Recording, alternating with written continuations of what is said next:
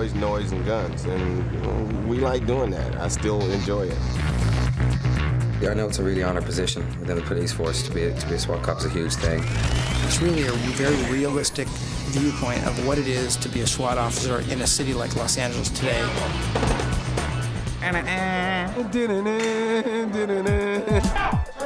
Top Gun meets High Noon.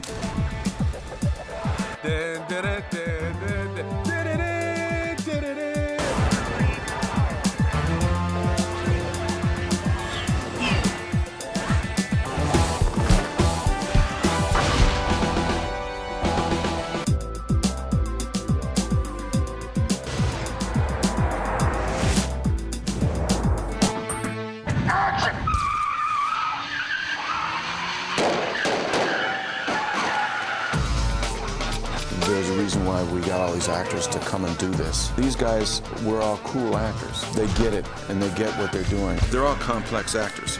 They're all smart actors. When you go to cast the roles, you really want people that can bring to life those characters.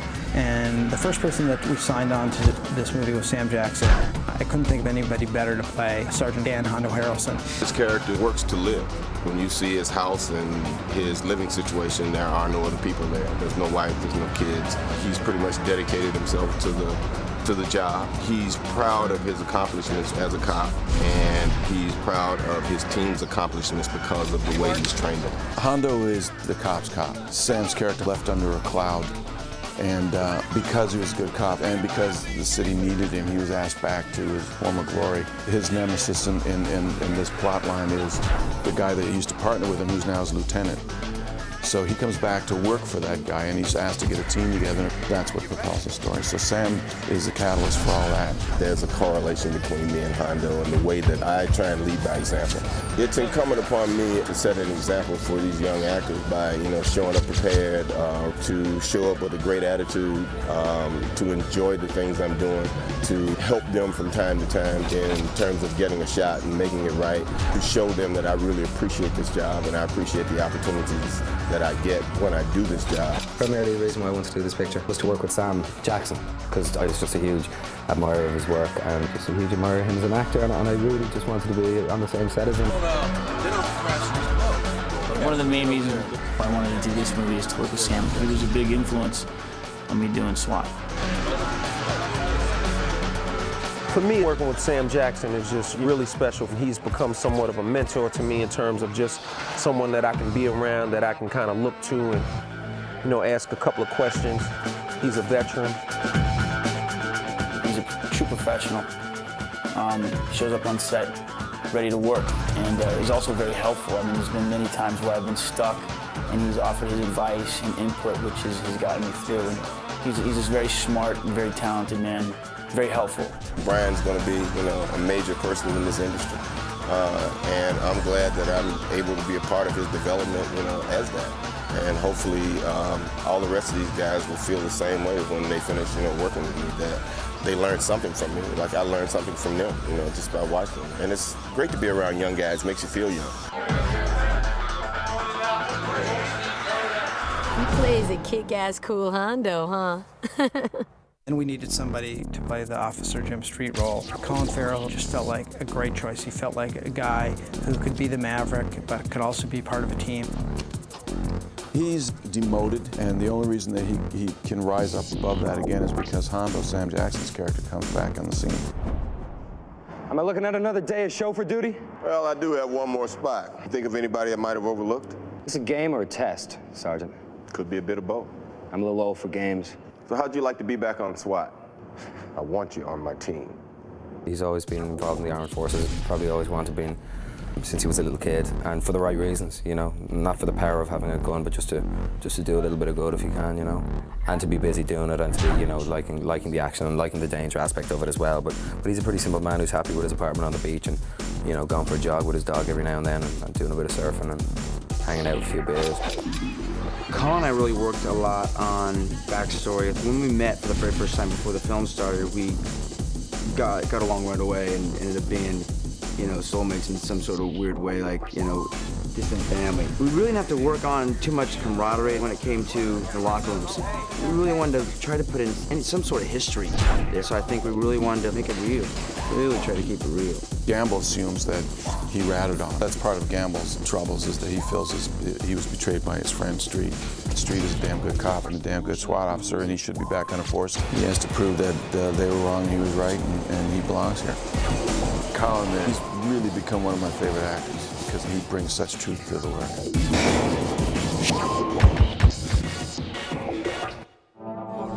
LL has got great street cred anyway as a human being, and he brings that to his character too. How you like that? Suspect headed south, west of Defiance. One black male in Lakers purple. What the hell you doing, Navy SEAL?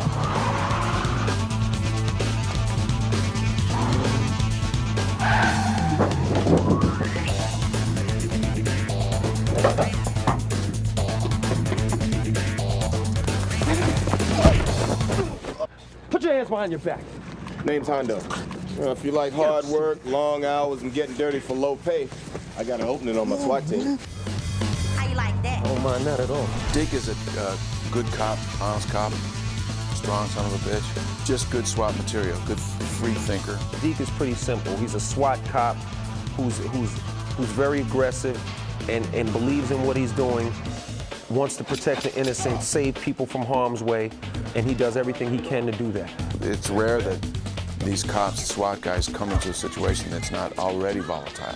So in order for them to deal effectively, they have to have good people skills too. Deke obviously has a rapport in the community. Deke was a cool character. He gets to do a lot of cool things, jump over planes, shoot out of limousines. All of my childhood and boyhood fantasies came to fruition in this movie. See, this is what we do for a living. Hondo's going through the files and he sees Chris Sanchez. He says, well, this kick-ass cop. I'll go meet this guy and see if he's up to the job. Hey, what do you need, Sarge? Sanchez do that? I'm starting to like this Sanchez already. Spent 4 years in Metro, passed the SWAT class 3 times, been rejected by Fuller 3 times. Ooh, sorry, wrong room. What are you looking for? Chris Sanchez. I'm Chris Sanchez. You're Chris Sanchez? So Hondo goes to check out this Sanchez guy, and turns out to be this Sanchez woman who's just beat the stuffing out of a bad guy who was up to no good. Sanchez's character is a female who came from Texas, and her lifestyle is pretty hectic when she arrives here in Los Angeles because she's pushed towards the ghetto while her parents are like finding a job or whatnot. And I think she just grew up seeing such, horrible things, because the crime out here is so bad, and it's really like no remorse, no mercy in the streets. So I think that kind of like inspired her to try to rise above that. I think that she just wanted to become a cop and make things a little better for her children, It's always interesting to do a movie when there's one female character and there's like 8 guys. It must be very difficult, but Michelle is a fabulous, wonderful person who gets along extremely well with all of us. Brian Van Holt and Josh Charles are 2 really smart, really thinking actors, and what they bring is they bring the stuff that they're supposed to bring, which is, okay, I get this guy right now. Boxer is more of a seasoned cop compared to the other characters in the movie. He and TJ, they're returning SWAT officers. I played TJ McCabe's veteran SWAT officer. He's a sniper, really good shot, really cocky, a bit greedy. TJ sort of gets involved with this plan with Gamble and decides to try to take Alex and get the money, and sells his soul to the devil in the process. But I think he sort of gets in and over his head. He wasn't expecting it to go down the way it did. I think we are a great cast with very different energy, and it fits very well. Of my character. He's very dangerous, he's very famous, very well known all over the world. So I killed a couple of people. And they arrest me by accident, and in fact, I make an offer. It was quite interesting for the bad guys. I just said, the guy who take me out of jail will make $100 million. $100 million! The one bad guy, I had the fortuitous luck to make him French. And now we can look at the French again without talking about freedom fries and freedom kisses. And I've got a bad guy who's French. We can have some fun with it. Olivier Martinez plays the bad guy, and he's a great actor, and he's a very charismatic actor. And aside from being the heartthrob, he brings an element to it also that's more complex than the usual mustache twisting villain. He's got issues. Why did you come to Los Angeles? I will give $100 million to whoever gets me out of here. $100 million? What?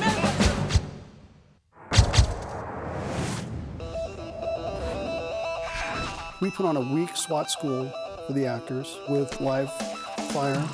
We taught them how to move tactically together as a team. It's not often that we get to, shoot live ammo or see if we really could hit a target if we were aiming at it. I get paid to do a job that I would gladly do for free. The least you can do, I think, is prepare as hard as you can, and think about it as much as you can, and just do the work, and it's fun, Each one of these guys really wanted to take on that role of being a modern-day SWAT officer. So the training was not only thrilling for these guys, but educational, and it was a way where we were able to let these guys bond together and actually become a real SWAT team. It was a few weeks, and it was pretty intense. Randy, on-set SWAT guy, did a great job of just making sure that the movie has the realism of SWAT. Where's the penetration point? Up here at this wall. We're going to get to that here in 1 second. Let's put Michelle up here first. Now, Josh, when they go by this window here, as she passes, you'll pick the coverage up on the window, and then Sam will come around the corner as well. It helps you understand these guys' jobs a lot better, and the amount of time and training it takes to be able to do things without thinking or to use your instincts. What has to happen is this cable has to be hooked up here. Exactly. Is it going to already be hooked up to that? No. So then he'll have the ability to hook it up. Just come up along with the truck, tactically. Go ahead and run it up here like this with the cable. Yeah. Snap it on, do it that way. You didn't have anybody covering that window over there?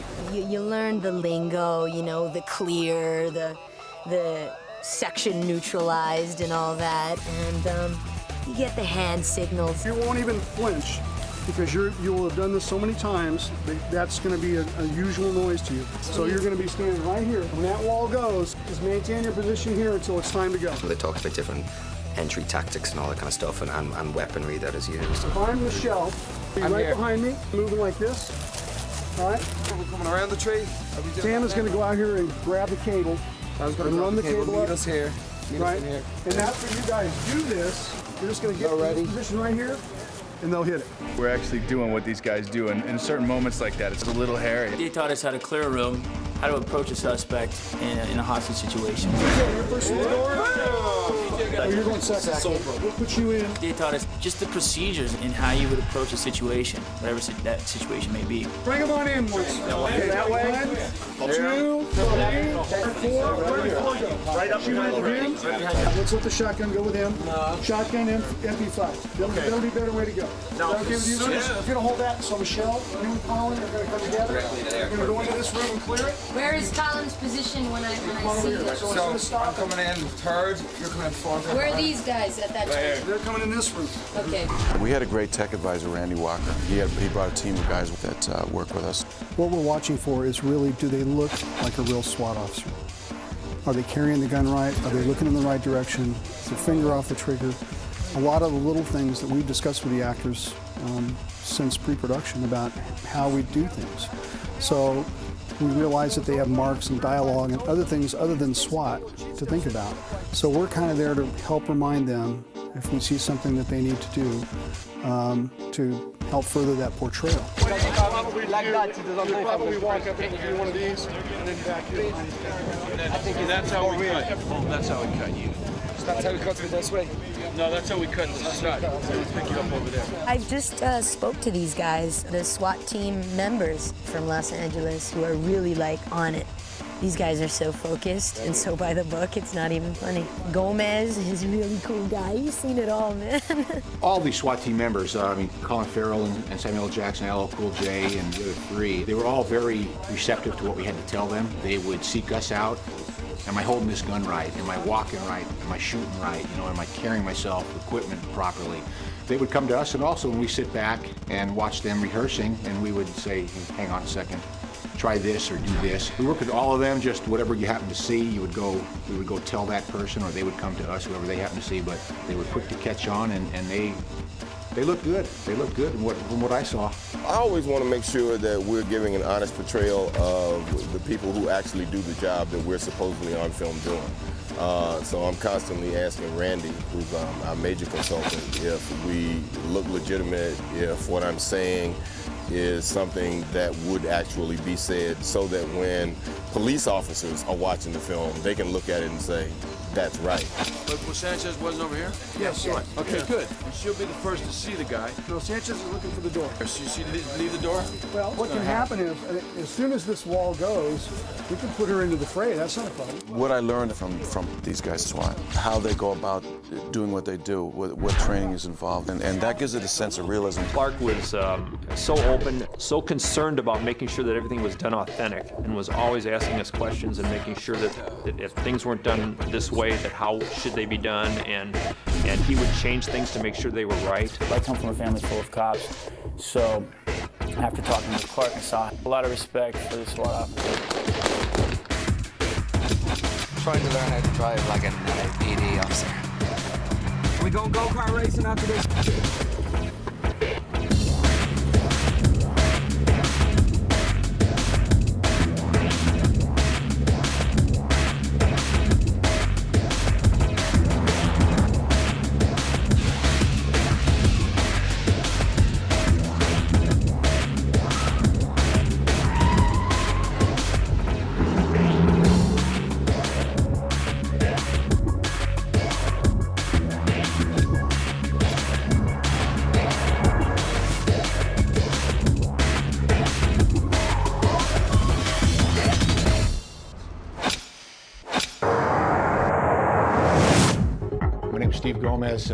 I've worked SWAT for about 16 years, from 81 to 97. The primary attribute that people are looking for is a hardworking police officer. They want to make sure that whoever they're picking is a dedicated, professional officer that's going to give 110% all the time. My name's Lee McMillian, and I've been with SWAT for 7 years.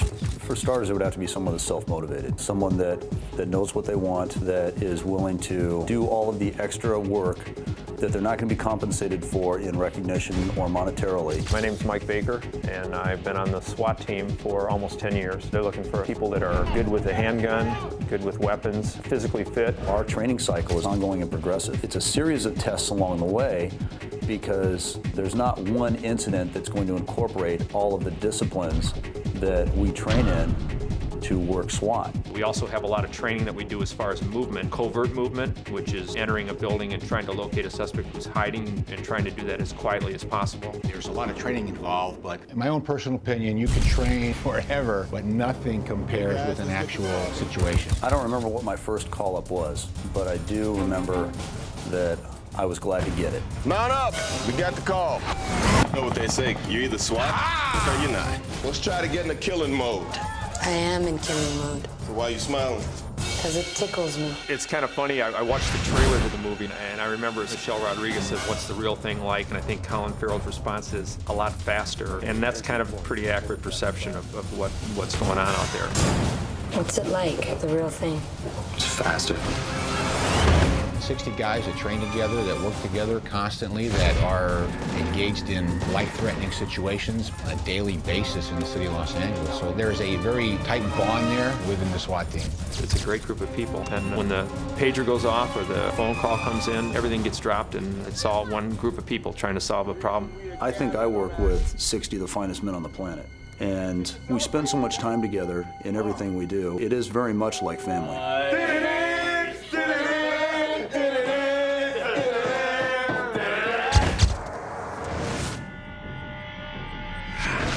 This is a tactical SWAT vest, level 3A, which is top of the line. The pouches where officers would carry their different equipment are interchangeable. It's Velcro and snap, so a person can change it around so they can move comfortably and get to the things that they need. These are magazine pouches for ammo. Just a variety of utility pouches that fit different magazines for the weapons. Radio would go on the back. So that's pretty much it. It just depends on the individual officer and how they would want it to set up. I can't believe that they do the things they do wearing their vests. It's hard for me to walk, more or less like run and jump and shoot and crawl through spaces and maneuver. It's incredible. The front third of our truck is all crisis negotiation equipment. Our negotiators are going to try and resolve it peacefully using a hardline phone, or what we call a throw phone, which has like, I don't know, 1,000 feet of cord, and you can literally throw that phone through the suspect's window and give them a way to talk to our negotiator. This is Rick from the LAPD. The SWAT truck holds all of the specialized equipment that is just too big or too cumbersome for us to keep on ourselves, whether it's additional munitions or climbing gear, you know, caving ladders or poles. Computers, so that we can find out who we're talking to, criminal history, tear gas, flashlights, communications. It just goes on and on. This is not the kind of group that you want to challenge or, you know, I would suggest you surrender and, you know, live a rich and fulfilling life. It's just a really gritty, exciting, popcorn-type movie, but with the reality of what it is to be a SWAT officer in LA. It's an action film.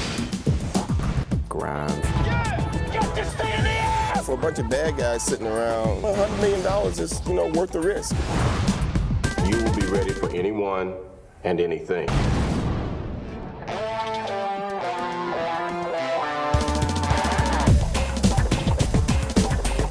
The opening sequence in the film was based on the North Hollywood shootout. It was a horrific moment in LA history.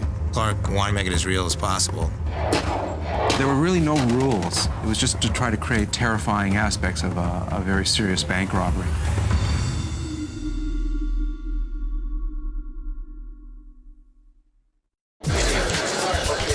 It was really important to set the tone for the movie, to say, okay, this is a reality-based movie. This is based on a real event. I was there the moment we started filming, and the movie really started off with a bang. In terms of the planning of the shootout, we tried to keep true to what had actually happened to these guys. Black and whites pulled up on the scene, and they were immediately outgunned. And they called for backup, and as the poster says, even the cops call 911. It's not a PG-13 world they work in. Clark wanted to kind of make it really gritty, kind of down and dirty, as he liked to call it. We overcranked camera speeds a lot of the time with the helicopters, which slows their rotors down. You know, he wanted to make it look like it was being shot by a news crew, basically. Like it was almost like news footage. So when you're outside, you get that, you know, herky-jerky camera, you know, extreme zoom in, zoom outs. Then inside, when you're with the robbers and our two SWAT guys coming in, it's more of the classical filmmaking where, you know, it's not that, and he wanted those two different extremes. Everything was mixed and matched. I had ground, surface-to-surface cameras, air-to-air, air-to-ground, so there's a great variety. It was all a choreographed kind of orchestrated mayhem.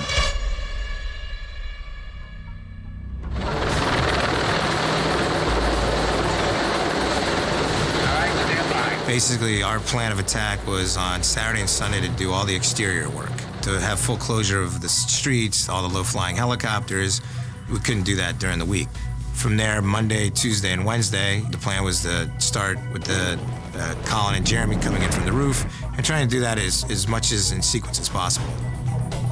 And by doing that, we were able to film this sequence in order, start to finish, just to keep the continuity of it. We had like 50 setups our first day. Yeah. Put the fear of God in that crew.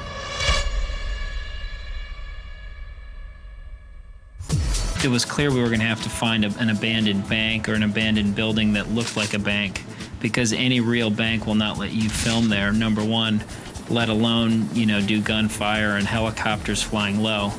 And we ended up in Lincoln Heights, which is like on North Broadway, just over the LA River, kind of below Pasadena.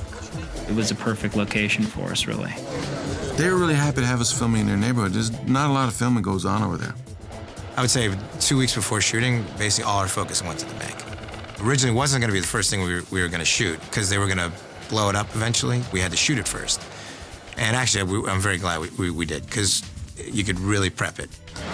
Let's do another rehearsal, please. And we could shoot it up, put squib hits wherever we wanted, basically do whatever we wanted to it. And I tell you, that's a rare thing to have. The planning of that, because it was the first thing we did, was more elaborate. We actually got to go there and rehearse and walk it through. We knew exactly where every car was going to be, where every person was going to be, and where every helicopter was going to be.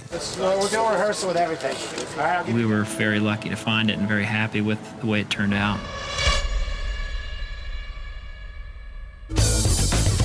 The opening sequence is the first time we established the SWAT vehicle. The SWAT van in the TV show was like an old bread truck. Even as a little kid, I remember looking at this, look at that truck. Who is driving that thing around? But this SWAT truck is the mother of all SWAT trucks.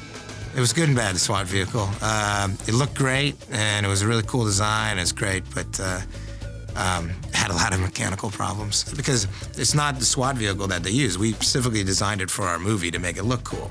Took a brand new fire truck and rebuilt it.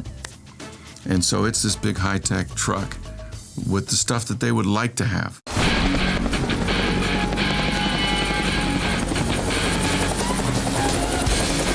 I guess the big logistic problem we had was flying helicopters at a low level.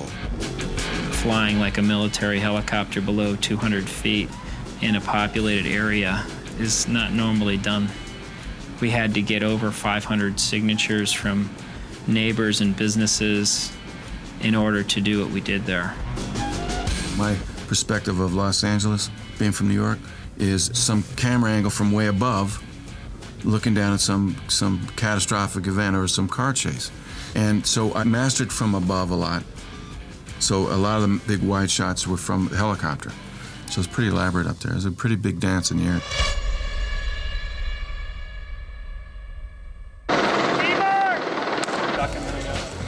Hey, that's the way it goes. Yeah, we'll have to get maybe Randy or Steve here. Another part of my job as an AD is safety, guns, and all that. And Mike Papik, our weapons guy, who's fantastic. Prior to filming, we spent a week with the entire cast where everybody got to shoot each individual weapon. They shot the M4, their handguns, the shotguns, the MP5s. They all shot them all. It was important to me that if we're going to portray these guys, I want them to be as real as I can. You know, being an actor myself, it's always important to me that the behavior is bang on. Now, I want you to come to low ready for me. Pop up in the position. Bam. There you go. We will work with each individual actor for their stance, their shooting positions, you know, how they should be holding the gun and all that kind of stuff. So they look like they know what they're doing with the weapons. Our actors really worked hard to get that training up, so they looked the part. The wardrobe in the film, as far as the SWAT clothing is concerned, is identical to the clothing worn by the real SWAT officers. In fact, I think the actors gained an appreciation for how it felt to have to wear all the clothing. That stuff that they wear keeps them alive. It's also hot and heavy. It's like 70 pounds. They really got into it, and I think they really gained an appreciation for not only the role they were going to be playing, but for the real SWAT officers as well. These guys all did a great job, from the weapons and the wardrobe, and all of it was very well done.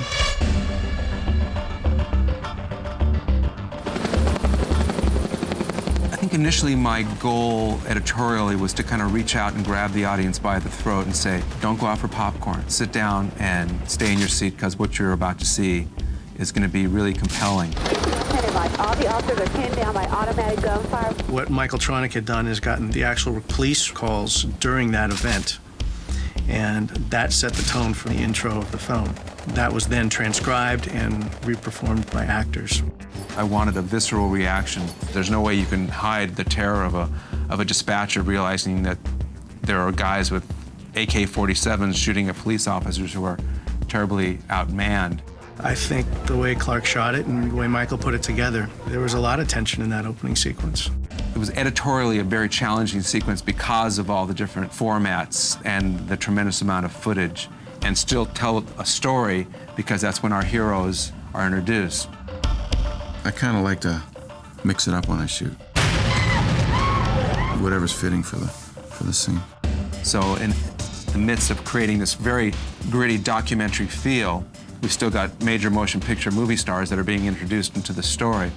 The point of this movie was, these guys have to make a life and death decision, and a decision was made in that bank that impacted the rest of the movie. So it was really important that we told the story as accurately as we could.